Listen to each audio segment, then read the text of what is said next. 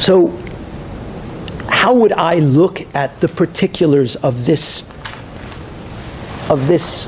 situation? And I hope Rabbi Hartstark will note I'm not quoting anybody from all of the blogs and so-called Piskei Halacha and opinions on right and on left and journalism. I'm not quoting one single document, with the exception of Rabbi Hartstark's very, very carefully crafted letter to the parent body of the yeshiva, because I'm part of that parent body, so to a certain extent I feel is addressed to me as well, albeit as the parent of alumni. Precisely because I think that letter is very beautifully crafted, and I believe that on some of its phrases we can delineate where good people would differ. First, on the issue of Chanuch Lenar al Pi Darko.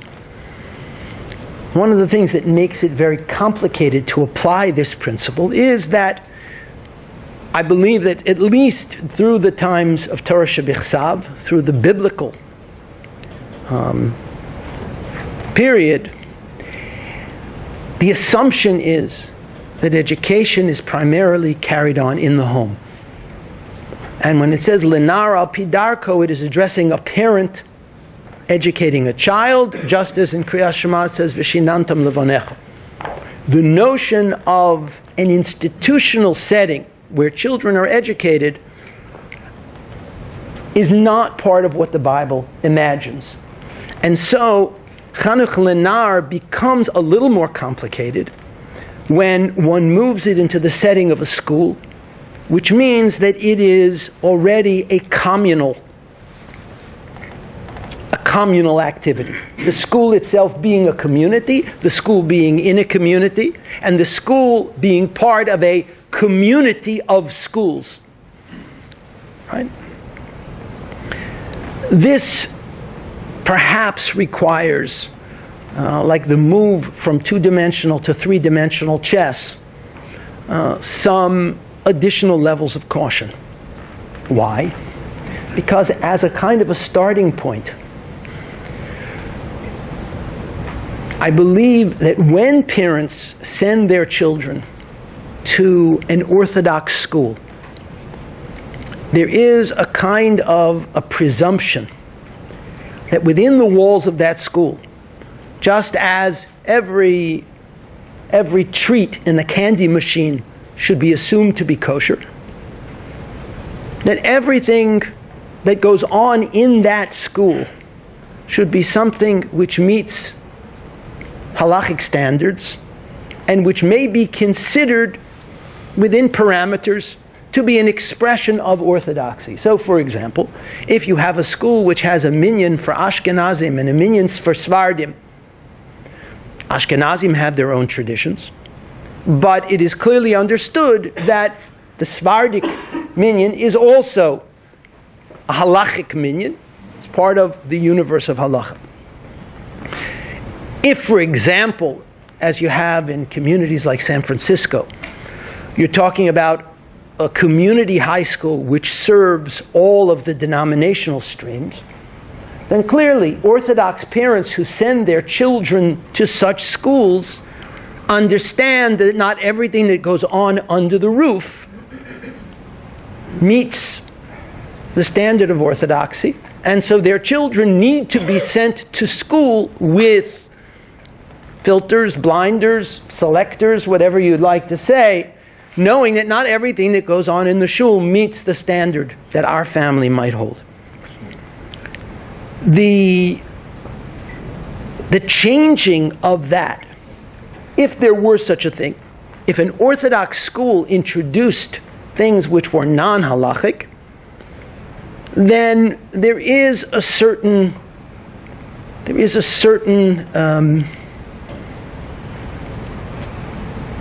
disingenuousness, betrayal of the parents who signed up for one product and perhaps got another. And not necessarily what their children were forced to do, but on the assumption we saw it in school, therefore it must be kosher, it must be orthodox. Similar to, and I don't want this example to be, don't push it further than it needs to be. If a rabbi has a situation, someone in a family passes on, and they want to be buried in the synagogue's cemetery, and the rabbi learns that that individual was never halachically converted. That individual is, technically speaking, not Jewish. Now, on a humane level, the rabbi may say, look, here's a family. They've just lost, perhaps they've lost a parent tragically.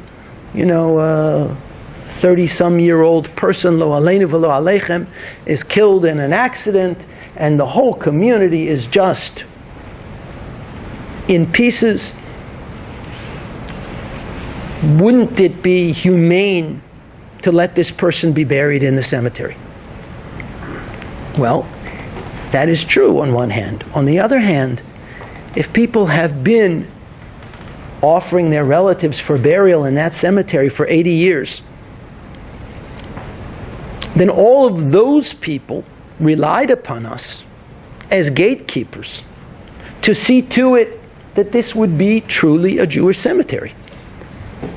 And so to change definitions when there are people depending upon us in that gatekeeping capacity would be problematic. Further, there is another dimension. If one allows for the perception of a halachic border transgression,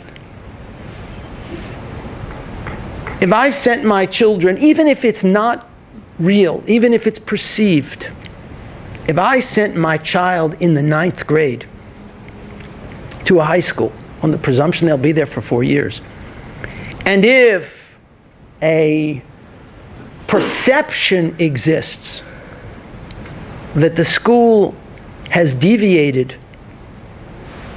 in some direction or another, and that in turn affects recruitment for the next year, then progressively, if the reputation of the school as a certain kind of school is allowed to shift in the marketplace, well, then the children who will be going to school with my child, with my freshman who will be a sophomore, who will be a junior, who will be a senior, the character of the influx changes.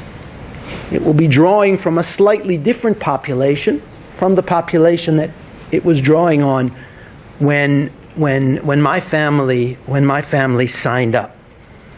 So that is a complication of individuation.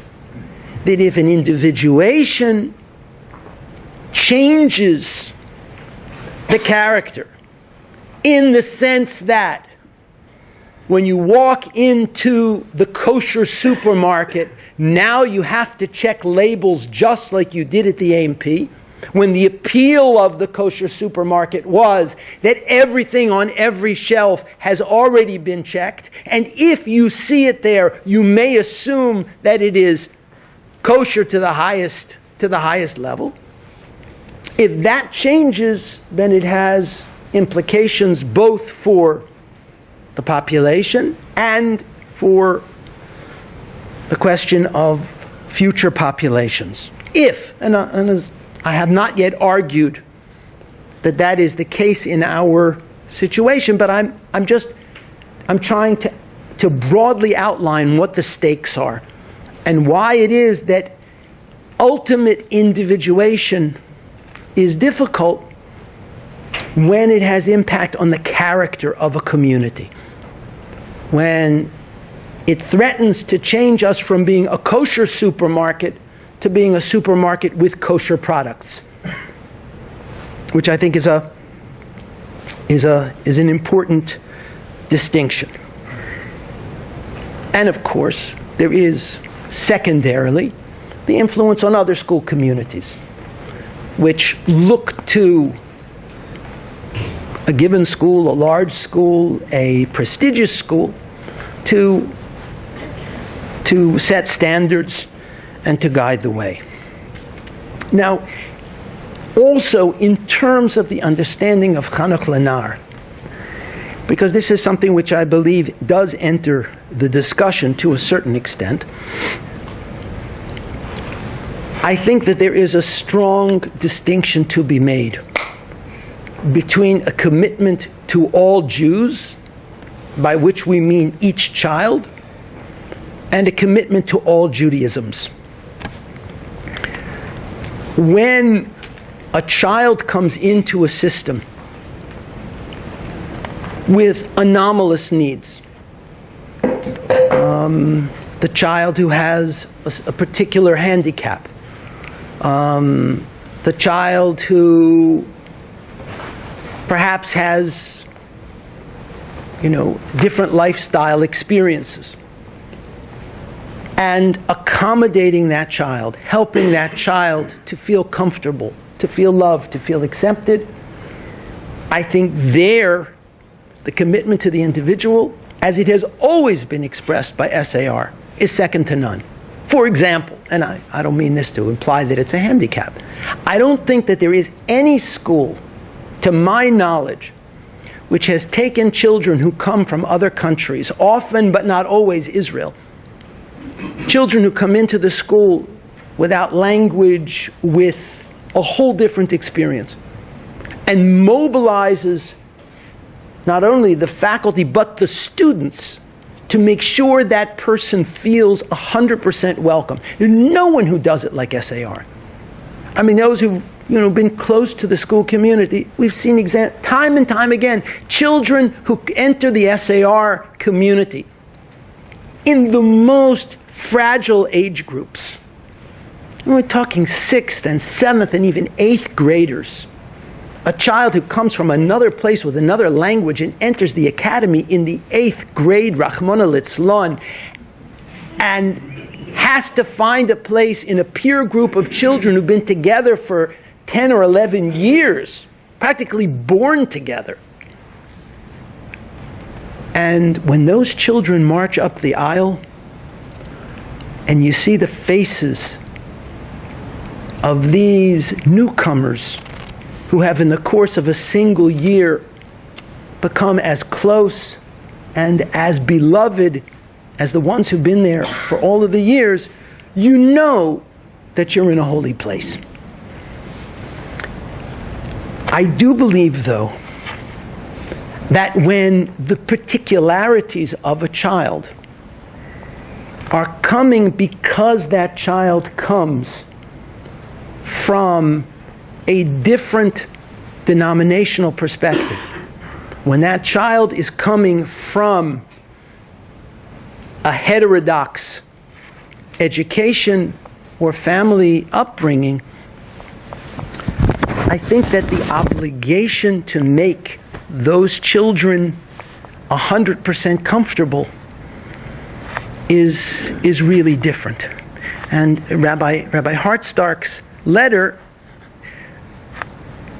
speaks about these young women with whom the case deals, that they have been taught in accordance with their family practice. Well, if you told me that they were from Kurdistan and they had old minhagim based upon that tradition, then I would say family practice has the resonance that they are carrying an ancient and holy minhag, which we simply may never have seen, right? If you had the first Sephardi kid who ate rice on Pesach, I think we have more than a few now, but if you had an Ashkenazic situation and the rabbi or the teacher was talking about kitnios on Pesach, I would say that if that child is in the room, there is an absolute obligation to say that there are communities of devout, believing Jews who have a different custom, and they eat kitnios on Pesach. And if you happen to go to your friend's house and find them eating rice, do not think that they are not as religious as you. I, again, personally, and I say that, it doesn't mean I'm equivocating. It means I really believe that if that family practice is coming from heterodoxy, if it's coming because they were raised in another denominational stream which views halacha differently, and I'll speak about some of those differences, I don't believe that that family practice should be put on par with family practice growing out of a Masorah, or a branch of the Masorah. Because at that point, I think we're putting something on the shelf in this kosher supermarket which we cannot, with clear conscience, say, we accept the hashgacha, and if you married into this family and need to accommodate that minhag, that we would be fine with it.